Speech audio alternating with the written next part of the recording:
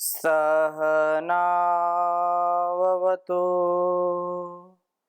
सहनौ भुनक्तु सह वीर्यं करवावहै तेजस्विनावधीतमस्तु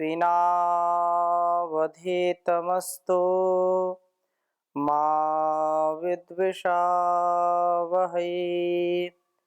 ओम शांति शांति शांति। वैदिक जीवन पद्धति की इस कक्षा में आप सभी का पुनः हार्दिक स्वागत है, अभिनंदन है। माता पिता गुरु आचार्य का यह कर्तव्य होता है कि उसकी संतानें, उसके शिष्य सदा सुपथ की ओर आगे बढ़ते जाएं, सुपथगामी हों, कभी भी कुपंथ की ओर ना चलें, ना प्रवृत्त हों। अज्ञानी से अज्ञानी, अल्पज्ञ से अल्पज्ञ, सामान्य, मध्यम और उत्तम मेधा वाले माता पिता या जो भी इस संतान और इस शिष्य की सदा शुभकामना ही करते हैं, उसके लिए सदा शुभ भावना से ओतप्रोत होते हैं, यह बहुत बड़ा सौभाग्य होता है। वे संतानें, वे पुत्र पुत्रियां सबसे बड़े सौभाग्यशाली होते हैं जिनके माता पिता गुरु आचार्य धार्मिक विद्वान हो, अध्यात्म का जिनके जीवन में समावेश होता है। बिना अध्यात्म जीवन के, अध्यात्म विचारधारा के कभी भी गृहस्थ सुखमय जीवन नहीं व्यतीत कर सकते हैं। तो सुखमय गृहस्थी जीवन हम कैसे बिताएं? गृहस्थी में जो सुख का सबसे बड़ा उदाहरण माना जाता है या सुख का जो केंद्र होता है, वो होता है संतान, वो होता है पुत्र के रूप में या पुत्री के रूप में। तो प्रभु को हृदय से दीप्त करने वाला यज्ञशील व्यक्ति, उसको अपने दिव्य गुणों से युक्त करने वाला वह परमपिता परमेश्वर उसको दिव्य गुण और दिव्य संतान भी प्रदान करता है, उत्तम संतान प्रदान करता है, जो उसकी सन्निधि में, उसकी भक्ति में और उसकी आज्ञाओं का जो पालन करते हैं, अर्थात कल्याणी वेदवाणी की जो महिमा को जानते हैं, समझते हैं, सुनते हैं, तदनुसार अपना जीवन जीते हैं। उत्तमोत्तम सुख, संपत्ति, समृद्धि, यश, कीर्ति का एक मूल उपाय है कि हम वेदानुकूल आचरण करें। आज संसार के लोगों को हम देखते हैं, धनवान कितना हो, बुद्धिमान कितना हो, बलवान कितना हो, पहलवान कितना भी बड़ा हो, लेकिन मानसिक रूप से सब दुखी हैं। सुख तो अपने अंदर है, परस्परता में है, इसलिए सुख समृद्धि के लिए हमारा उत्तम आचरण होना चाहिए, उत्तम गुणों से युक्त हमारा व्यक्तित्व होना चाहिए और अच्छी संतानें, अच्छे शिष्य भी सुख देने में अपनी बहुत बड़ी भूमिका निभाते हैं। तो ऐसा ही एक वेद मंत्र आपके समक्ष मैं प्रस्तुत करता हूं और ऋग्वेद के प्रथम मंडल का स्वाध्याय कर रहे हैं, जिसमें से 140वें सूक्त तक हमने चर्चा की थी और उसके बाद 141वें सूक्त में तो उत्तम संतान, उत्तम धन, उत्तम संतान की कैसी उत्तमता होनी चाहिए, इसी पर बहुत ही सुंदरता से यहाँ पर उपदेश किया गया है। तो हम सुसंतान को प्राप्त हो, प्रभु हमें उत्तम धन, उत्तम संतान प्राप्त कराते हैं। वे संतान को हर प्रकार से यहाँ अभ्युदय और निःश्रेयस की प्राप्ति कराते हैं। अभ्युदय और निःश्रेयस इन दो प्रकार से अपने जीवन को जीने वाले होते हैं।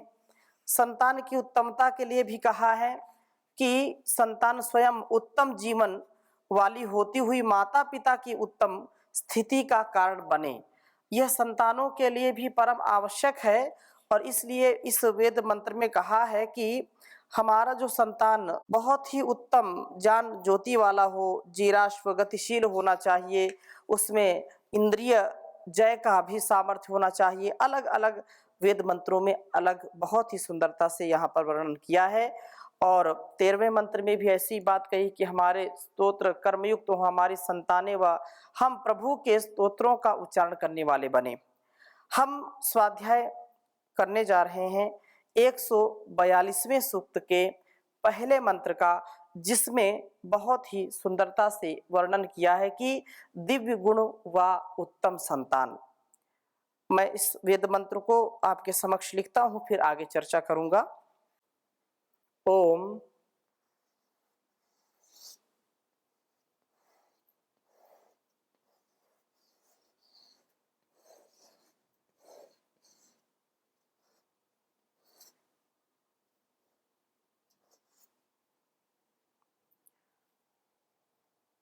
समिद्धो अग्न आ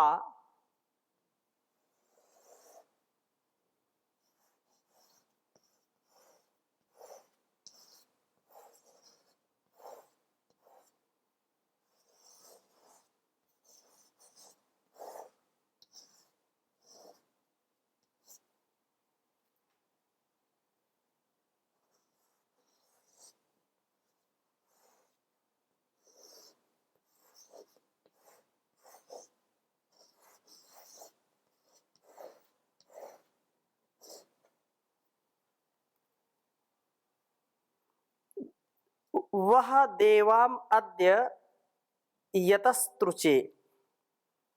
वह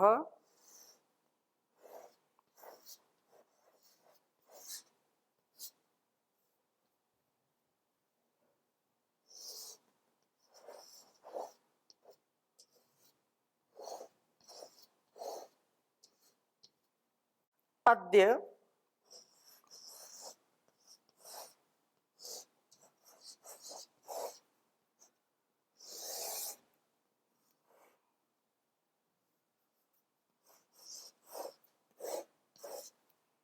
यतस्तृचे।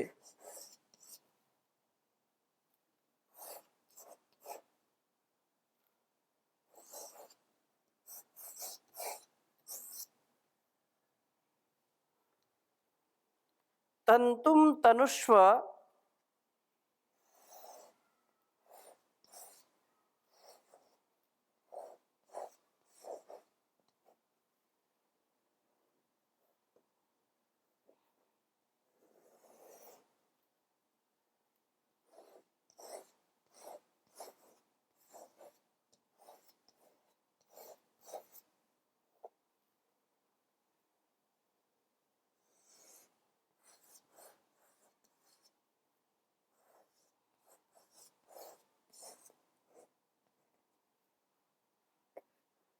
सुत सोमाय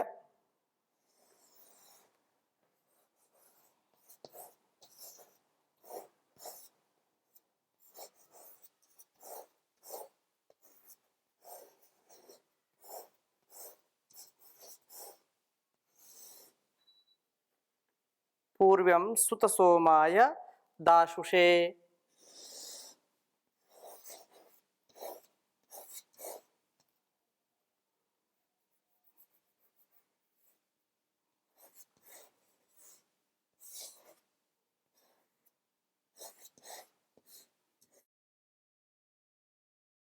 ओम समिद्धो अग्न आवह देवा अद्य यतस्तृचे तंतुम तनुष्व पूर्व्यं सुत सोमाय दाशुषे। मंत्र का भावार्थ इस प्रकार से है। बहुत सुंदर बात कही इस वेद मंत्र में कि हे अग्नि, हे परमपिता परमेश्वर परमात्मन, समिधा हृदय में दीप्त हुए हुए आप अद्य आज इस उद्यत सृचे, जो आहुति डालने के लिए उठाए गए चम्मच वाले यज्ञशील पुरुष के लिए देवान आवह दिव्य गुणों को प्राप्त कराइए। जो भी व्यक्ति प्रभु का स्तवन करते हुए प्रभु को हृदय में दीप्त करते हैं तथा यज्ञशील होते हैं, प्रभु उन्हें सद्गुण प्राप्त कराते ही हैं। यह बहुत बड़ा एक विज्ञान है कि जैसा हम अपने स्वभाव में, अपने संस्कार में विचारों को स्थान देते हैं और उन विचारों के साथ साथ वैसा कर्म करते हैं, तो वैसे ही वातावरण हम निर्माण करते हैं। वैसे वातावरण से हमारे जीवन और इस जगत को बहुत बड़ा लाभ भी मिलता है और बहुत बड़ी हानि भी होती है। यदि हमारे अंदर सात्विकता का, यजनशीलता का, परोपकार का, सदाचार का सुसंस्कार है और हम ऐसे ही दिव्य भावों में जीते हैं, ऐसे ही दिव्यता से हम उस परम पिता परमेश्वर का गुणगान करते हैं, लेश मात्र भी अपवित्रता हमारे मन में, वाणी में, व्यवहार में नहीं होती है, तो बहुत बड़ा हम उपकार करते हैं इस संसार का और अपने इस सुंदर जीवन का।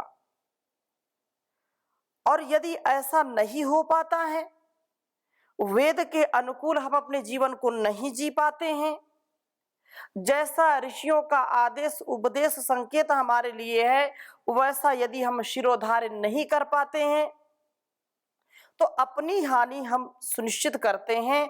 और केवल अपनी हानि नहीं है, हम इस समाज की, राष्ट्र की और जहां पर जिस वातावरण में रहते हैं उसको भी हानि पहुंचाते हैं। वह दैवी शक्ति हमारा जब निर्वहन करती है, अर्थात हमको स्वयं गति देती है, तो वह गति हमारे लिए उन्नति का कारण बन जाए, ऐसा पुरुषार्थ करना चाहिए। यजनशीलता हमारे अंदर होनी चाहिए। ऐसा धीरे धीरे करके हम अपने स्वभाव संस्कार को परिष्कृत कर लेते हैं और दिव्य गुणों से युक्त हो जाते हैं। एक बार भी यदि हमारे मन में गलत विचार आता है तो वो बहुत बड़ा वृक्ष बन करके जाता है, उसके फल हमको खाने ही पड़ेंगे। खट्टे मीठे जो भी फल, जैसे जैसे विचार हमने अंदर पाले, जैसा जैसा बीज होता है और मिट्टी में पड़ता है तो उसको खाद, पानी, हवा, धूप मिलती है तो अंकुरित होगा ही होगा, उसमें फल फूल और उससे फिर बीज आदि का निर्माण होगा ही होगा। ऐसे ही इस मन मस्तिष्क में हमको विचार करना चाहिए कि यदि हम उस परम पिता सर्वशक्तिमान प्रभु का गुणगान करते हैं, उस भगवान का चिंतन करते हैं, तो ऐसा हो ही नहीं सकता कि हमारे अंदर पवित्रता ना आए। क्योंकि जहां पर ईश्वर की भक्ति है, जहां पर दिखावा नहीं है, ढोंग नहीं है, आडंबर नहीं है, जहां पर पूर्ण सात्विकता है, पूर्ण पवित्रता है, शुचिता है, वहां पर उस परमात्मा का वास होता है। वो सदा उस व्यक्ति के अंदर निवास करता है और उसको अपनी प्रेरणाओं से, दिव्य प्रेरणाओं से ओतप्रोत करता है, जिससे उसका जीवन भी सद्गुणों की खान बन जाता है। उद्देश्य उसका सफल होता है इस जहान में आने का। और यही प्रार्थना इस में कही है कि हे प्रभु, आप हमको सद्गुण दीजिए। जो हृदय में उस प्रभु को ध्याते हैं, उसका स्मरण करते हैं, उसकी आज्ञा का पालन करते हैं तथा जो यज्ञशील होते हैं, प्रभु उन्हें सद्गुण प्राप्त कराते ही हैं, इसमें कोई संशय नहीं रखना चाहिए। यदंगदाशुषे त्वमग्ने भद्रम करिष्यसि तवेतत् सत्यम अंगिरः अहमेव स्वयं इदं वदामि जुष्टम देवे भी रुत मानुषु भी यम यम कामय तम उग्रम कृणोमि तम ऋषिम तम सुमेधाम। अलग अलग उसको दिव्य गुणों से युक्त कर देते हैं, उसको तम ब्रह्मांडम, उसको ब्रह्म का ध्यानने वाला, ब्रह्म का चाहने वाला उसको बना देते हैं, उसको ऋषि बना देते हैं। यह प्रभु का संकल्प है, यह प्रभु की हमारे लिए बहुत बड़ी सौगात है, प्रभु का आश्वासन है। उसको हर प्रकार से ना में भक्तः प्रणश्यामि, ना प्रणश्यामि, ना प्रणश्यामि। अपने जीवन को हम यदि आगे बढ़ाना चाहते हैं तो वेद भी कहता है न मरिष्यति, न मरिष्यति, नहीं तुम मरोगे नहीं, डरो मत।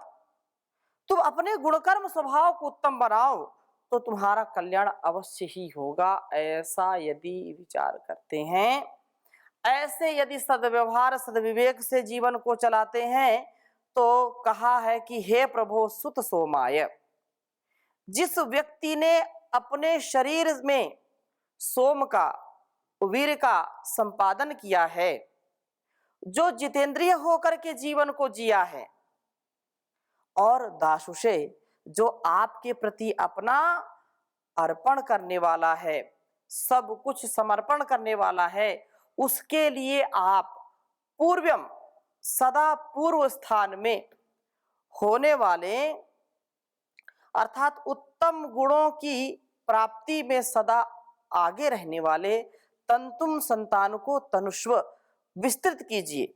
ऐसे संतान को प्राप्त कराइए जो गुणवान हो, बुद्धिमान हो, बलवान हो, ऐश्वर्यवान हो, हर प्रकार से जिसके अंदर सामर्थ्य ही सामर्थ्य हो, और वह जरूर देता है ईश्वर। तो प्रभु को हृदय में दीप्त करने वाला यज्ञशील व्यक्ति उत्तम गुणों को प्राप्त करता है। सोम का संपादन करने वाला दासवान पुरुष को प्रभु का आशीर्वाद मिलता है, वरदान मिलता है, और उत्तम संतान उसको वह प्राप्त कराते हैं। आज का जो समय है बहुत ही दयनीय स्थिति में है कि कुछ संतानें जो हजारों लाखों में से माता पिता, सैकड़ों में हो सकता है कि अपवाद में मिल जाए, कि अपने माता पिता, अपने गुरु आचार्यों का सम्मान करते हुए उनकी आज्ञा का पालन करते हैं। 90 से 99% एक औसतन, इससे कम ज्यादा भी हो सकता है, माता पिता की बात नहीं सुनते बच्चे। संतानों से व्यक्ति पीड़ित है, सारे संसार से तो वो विजयी हो जाते हैं, लेकिन बाद में कहते हैं कि हार गए अपने संतानों के आगे। कितना भी बड़ा प्रशासक हो, कितना बड़ा अनुशासन का पालन करने वाला हो, व्यक्ति अपनों से हार जाता है, संतानों से हार जाता है। और वही माता पिता जो सारे संसार से हार जाते हैं, लेकिन एक सुपूत से, एक उत्तम संतान से, चाहे पुत्र के रूप में हो या पुत्री के रूप में हो, उसी के गुणकर्म स्वभाव से, उसके पुरुषार्थ से माता पिता का सीना चौड़ा हो जाता है, माथा उनका ऊंचा हो जाता है। इतना भी गौरव देने वाली संतानें होती हैं। तो वो सौभाग्यशाली हैं जिनके माता पिता अच्छे हैं, और उनसे भी ज्यादा सौभाग्यशाली वे हैं जिनकी संतानें बहुत अच्छी हैं। संतानों का सदा सर्वदा निर्माण कैसे हो, इसका हमको ध्यान रखना चाहिए। इसीलिए ऋषियों ने गर्भाधान संस्कार से लेकर के जो अंतिम तक के संस्कार हैं, 16 संस्कारों से युक्त इस जीवन को बनाया है। हम सबको इस बात पर ध्यान रखना चाहिए कि जितने संस्कार मां के लिए होते हैं, उतने संस्कार अन्य किसी के लिए नहीं होते। गर्भाधान से लेकर के जब तक शिशु गुरुकुल नहीं जाने लगता या विद्याध्ययन नहीं करने लगता, तब तक माता की सन्निधि में ही अधिक से अधिक संस्कारों का समायोजन किया जाता है, उनका अनुष्ठान किया जाता है, ताकि संतानें उत्तम बने। संतानों की उत्तमता अनिवार्य कर्म है। जितनी संतानें अच्छी होंगी उतना ही परिवार, समाज और राष्ट्र उन्नत होगा। संतानों के प्रति बहुत सजगता से उनके पालन पोषण में ध्यान देना चाहिए। नहीं तो यदि बचपन से हम उनके विषय में ध्यान नहीं देते हैं तो आरंभ में ही जब फसल खराब हो जाए तो बाद में उसका ज्यादा लाभ मिलता नहीं है। जो माता पिता हैं उनका विशेष कर्तव्य है, क्योंकि कहा पहला सुख निरोगी काया, दूजा सुख घर में हुमाया, तीजा सुख सतवंती नारी, चौथा सुख सुत आज्ञाकारी। यदि सुत जो पुत्र पुत्रियां हैं यदि वे आज्ञाकारी नहीं होंगे तो फिर बहुत ही कठिन यह जीवन हो जाता है। इसलिए यह परम आवश्यक है कि संतानों का पालन पोषण बहुत ही दिव्यता से, भव्यता से, वेदानुकूल आचरण से उनको करना चाहिए। इससे विपरीत यदि कोई आचरण करता है तो फिर उसके जीवन में उतना आनंद मिलता नहीं उसको। और यह संतानों का भी उत्तरदायित्व है, क्योंकि जब तक संतानों को व्यवस्थित रूप में जन्म देने का कार्य नहीं करेंगे, हमारे मन, विचार और वाणी व्यवहार यदि ठीक नहीं है तो वही संस्कार बच्चों में जाते हैं, वही संस्कार संतानों में जाते हैं और उनका भी वैसा ही वाणी व्यवहार और वैसे संस्कार वो आजीवन बने रहते हैं। इसलिए माता पिता के कर्तव्य में यह बहुत बड़ी बात है कि उनका आहार, विचार, व्यवहार बहुत सधा होना चाहिए, सुव्यवस्थित होना चाहिए। माता के ऊपर सबसे बड़ी जिम्मेदारी होती है। यदि संतानों को सुसंतानों के रूप में पाना चाहते हैं तो हमको पुरुषार्थ ज्यादा करना पड़ेगा। पूत सुपूत तो क्यों धन संचय और पूत कुपूत तो क्यों धन संचय, कहावत है। यदि संतानें हमारी बहुत श्रेष्ठ हैं तो सारे संसार ने हमको ठुकराया है, सारे संसार से हम हार गए, हमारी जो है स्थिति दयनीय हो गई है, लेकिन संतानें यदि हमारी अच्छी हैं तो हम हारी हुई बाजी को भी जीत जाते हैं। और हमारी संतानें अच्छी नहीं है तो सारे संसार पर हमने विजय प्राप्त कर ली, लेकिन अपनी संतानों से हम हार जाते हैं। इसलिए यह हार न बने, हार को हम जीत में बदलें, विजय में बदलें। इसके लिए संकल्पबद्ध होकर के वेद के द्वारा बताए गए पथ का अनुसरण करें। यही एक उपाय है इस संसार में अच्छा जीवन, सच्चा जीवन जीने का।